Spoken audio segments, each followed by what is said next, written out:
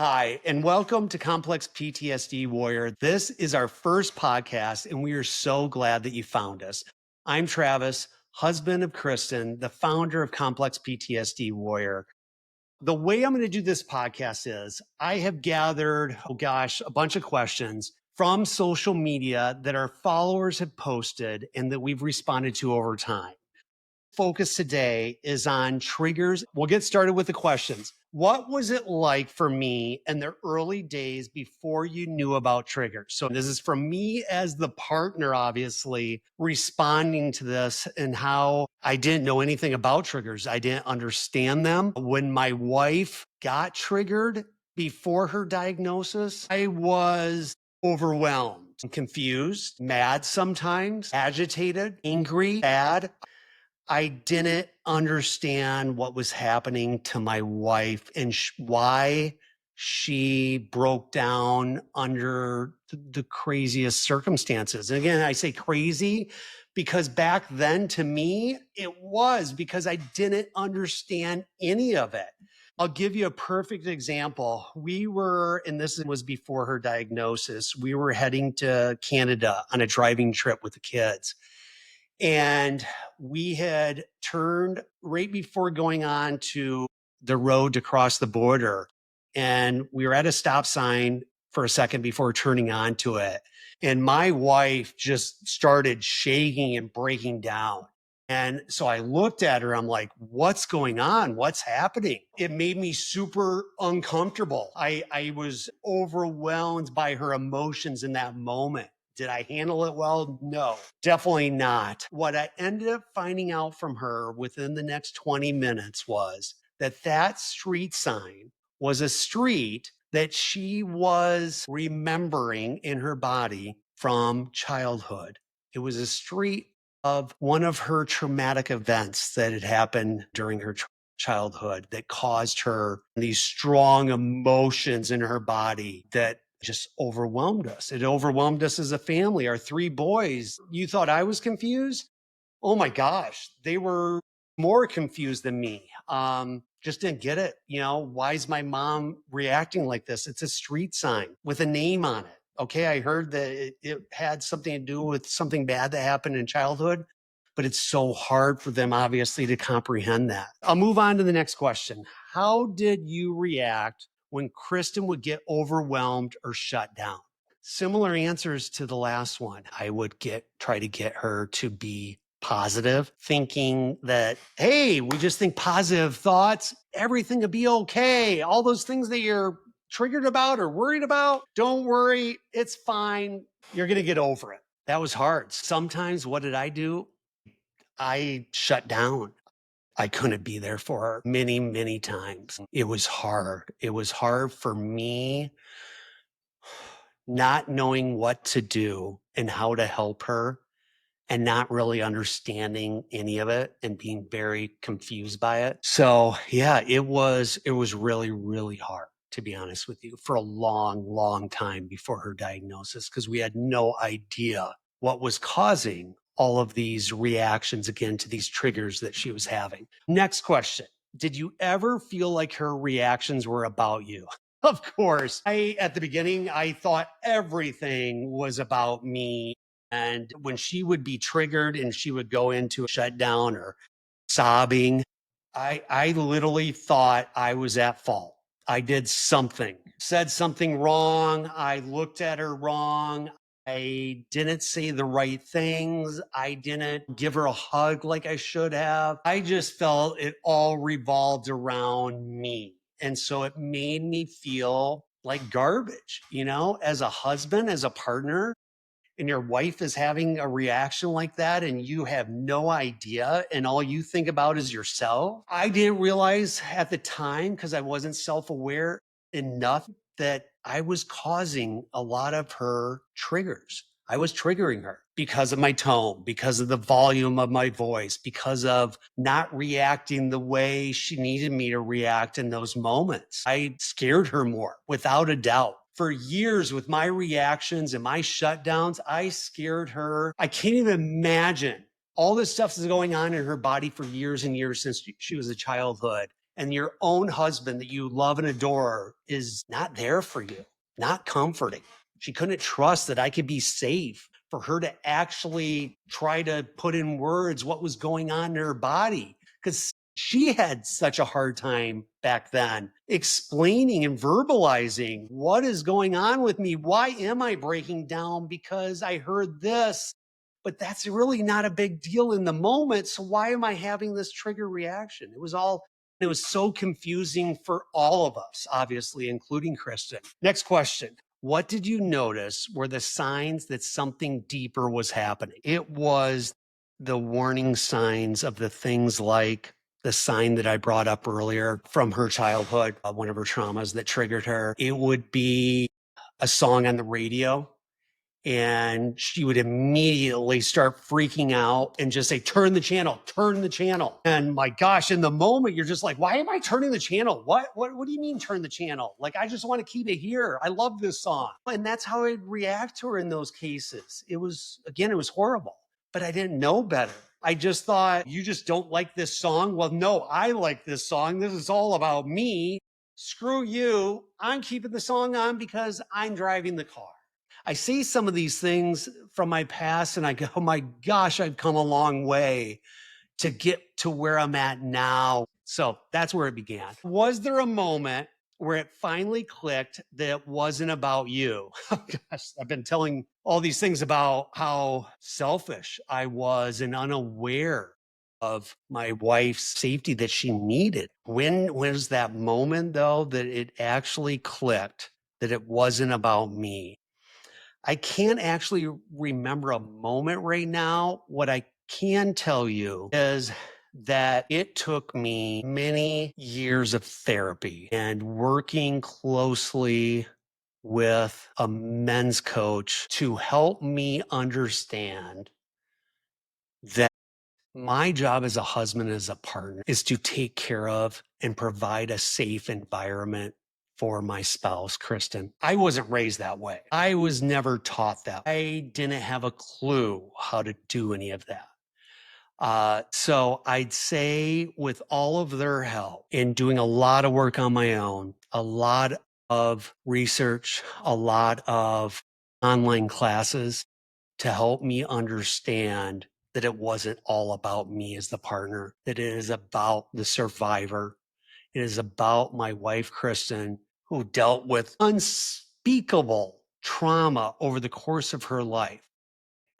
The next question is, how did you learn what a trigger actually is? I'll go back to my response on the last question. It's been a lot of work talking through these things that I've learned over time from all these people and sources, and really working hard at it with my wife and understanding that everything that she responded to over the years pretty much had a foundation or a beginning that goes back, could go all the way back to childhood, could go back to early adulthood, where some of these traumas happened to her. When we started to talk about that and really get into, hey, this is what I'm feeling right now. You said this. I feel this. This is Chris, my partner, talking. I feel this inside.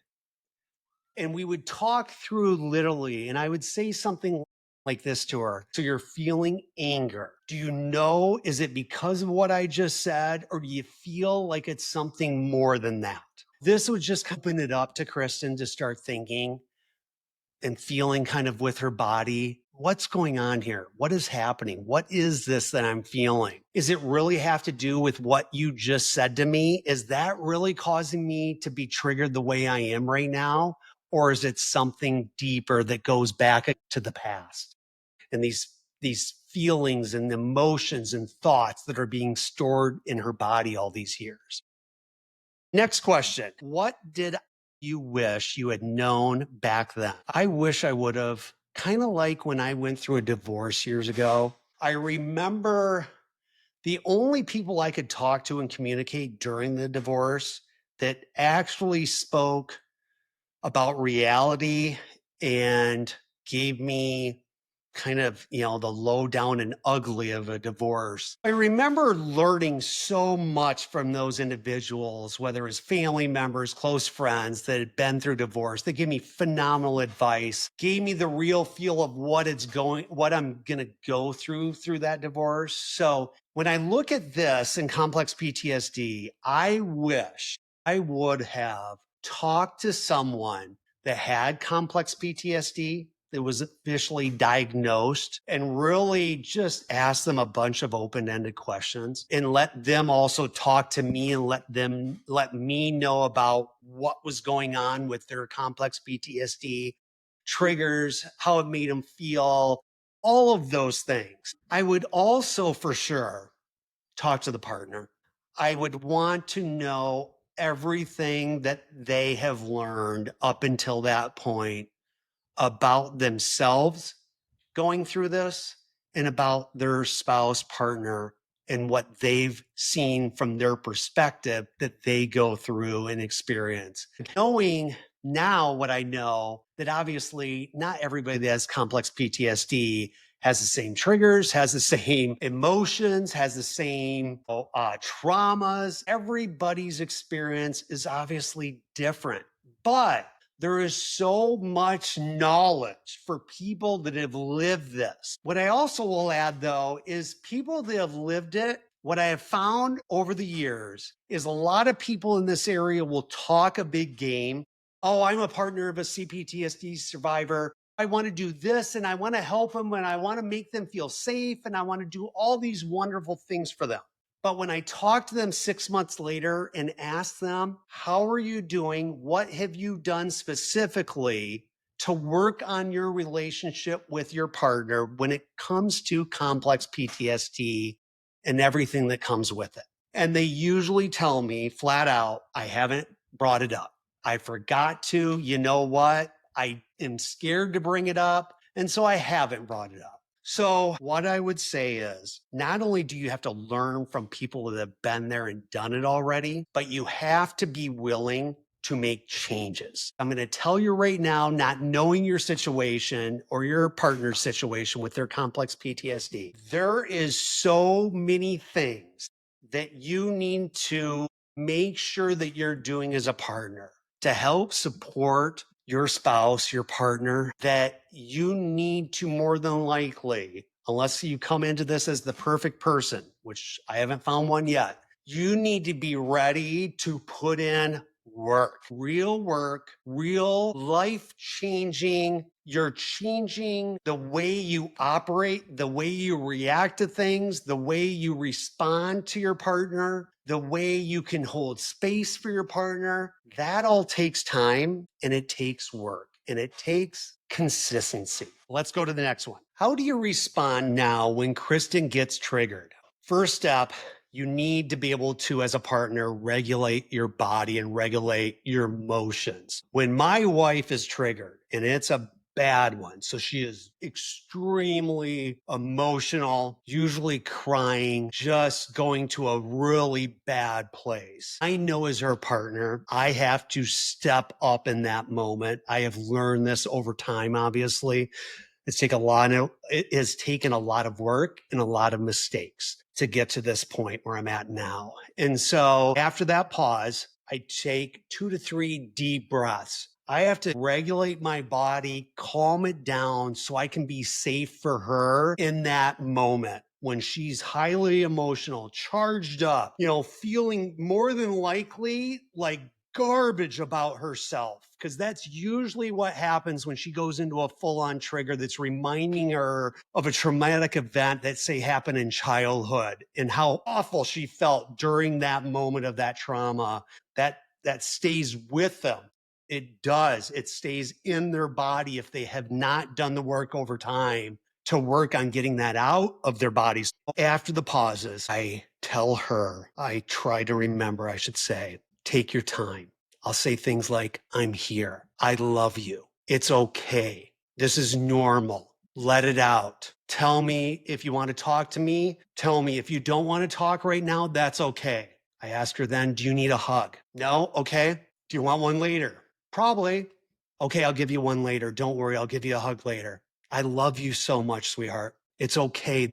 So I remind her everything that she's going through is normal. It's not scaring me. I'm here for you. I love you. I respect you. I understand what's going on with this trigger, and I'm here to be there for you and support you in the way that you want the support to be. Do I get it wrong sometimes? Oh my, yes. Pretty much every other day or every third day, I blow it. Okay. So she has a trigger and I absolutely blow it. I think it's about me. I get defensive. I say, "Oh, are you kidding me? Oh, and I'll do things like that. Oh my gosh, that is the worst thing you could do for your partner that suffers from complex post traumatic stress disorder. Yeah. So, not a good thing to do. It is normal to make mistakes. You, as their partner, going through this with them, through this journey, this healing journey, will make so many mistakes. What you need to try to do is not beat yourself up. Okay. None of this is easy. All of this takes practice. All of it takes time and consistency. And so you will not be perfect. You might never be perfect. I know if I do this and work on it the rest of my life, I will probably never be perfect at it, but I'm pretty darn good at it now. And I am 300%, whatever you want to throw out there for a number, better than what I was pre-diagnosis, and how I reacted to what I didn't know then was a trigger. I just thought she was being emotional about something, and how I reacted. I'm just better at all of these things because of time and practice and that consistency. It is critical that you, as the partner, step back after this situation happens and it calms down and really self-assess how you handled everything. The first thing, if there was issues during it, and I mean issues meaning you didn't handle it well and you said some things that cause more pain for them, more hurt, more sadness. It's critical that you apologize for anything that you need to apologize for. So don't just throw out a blanket apology. I'm so sorry. I sucked it up. I'll do better next time. No, they don't want to hear that. They probably heard that their whole time being with you, right? I'll try to do better next time. No, you need to step back and really analyze yourself and be honest with yourself, truly honest with yourself, and say, what could I have done better? What did I do wrong? What do I need to apologize for? Because that's what you need to do as the partner. Honestly, if you talk to them and they're okay talking about this again shortly after all this happened or 2 hours after, whenever it happens and whenever they're comfortable to talk about it, you need to apologize and you need to tell them exactly what you feel you did wrong and how you're going to work to get it better, because they deserve better. You deserve better as the partner to do it better, but they deserve your best, right? And your best won't be there all the time. You're going to fail at this, like I said. But if you can keep working towards your best, your partner is going to see that and they are going to love you. They are going to appreciate you as a partner so much more than they have ever. Kristin and I, our relationship, ever since I started putting in the work and started to truly understand her triggers and what she was going through with her flashbacks and her emotions and overwhelming emotions, you have to reconnect. You start off with the apology. You let them know how important they are to you. And you are going to continue to work at this to keep getting better for them. But what you need to do is really work on reconnecting with them, because that mistake by you might have caused a lot of damage inside of them, in their head, in their body, the emotions that they're feeling. It might be overwhelming for them. Honestly, a couple hours after you guys have this disagreement, argument, saying the wrong things to them, whatever it might be, it could take hours. When they are ready to reconnect, you really need to do things like hugging them, telling them you love them, telling them so sorry that you were triggered like that. Remind them it's okay. I want your emotions. Feel what you're feeling with me. I'm not going to take that away from you, and you don't scare me anymore with that. I'm okay. I want to be safe for you. So that's critical. You have to reconnect. It could be going for a walk with them, holding their hand, that touch. My wife has told me over and over, after these moments or after a trigger, a flashback, she wants to be touched. She wants to be held. She wants to have her hand held. Last question. What would you say to other partners or friends who feel lost when someone they love is triggered? I would reassure you as the partner that you can get through this. You will get through this. You need to put in the work and put in the time to get better, because your partner deserves that. You won't be perfect at this, and that's okay. You're human. You're not the one going through a flashback, right? So you can't feel as the partner exactly what's going on in their bodies. I would also be honest with them that this is not easy. This is probably one of the most, if not the most difficult thing you will ever do, is being a support for your partner's triggers, flashbacks, emotions. This is the end of my first podcast. I hope you enjoyed it. Please share this with everybody. There is so many people out there with C-PTSD. So many of their close loved ones and family have no idea, just like us years ago. We had no idea what this meant, how it was going to change our lives for the rest of our lives, how it affected every single day of our lives. Thank you for watching this. I appreciate it. You mean a ton to me. Please follow us. Please support us. We're on Substack. We're on YouTube. We're on Facebook, TikTok, Instagram. We're on all of them. Please follow us. Thank you.